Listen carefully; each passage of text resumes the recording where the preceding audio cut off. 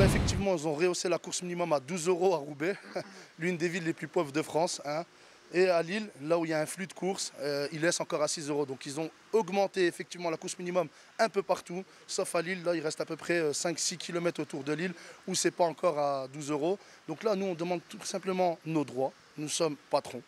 Je ne comprends pas le terme indépendance de Uber, puisque indépendant veut bien dire que je me détache de tout patron, d'accord? Donc je dois choisir non seulement le tarif, mais aussi la liberté de prendre le client ou pas, parce qu'il y a des insécurités, il y en a ras-le-bol, c'est une mascarade totale. Là, à l'heure actuelle, on nous impose des prix, on nous invente des gammes, Uber Confort et j'en passe à chaque fois.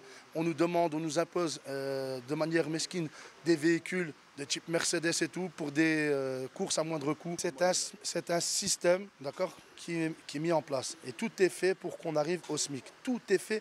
Maintenant, on a encore moins du SMIC. Pourquoi? Parce que moins du SMIC, on a de plus en plus de chauffeurs qui viennent avec des faux documents, des faux papiers qui s'inscrivent dans ces plateformes-là. Donc, généralement, on tourne maintenant à 980, voire 1000 € net dans la poche pour à peu près 360 heures par mois, ce qui est énorme. Et quand je dis 360 heures, eux, ils ne prennent, parce que dans leur calcul, ils prennent en compte que les prises en charge au moment où je prends un client.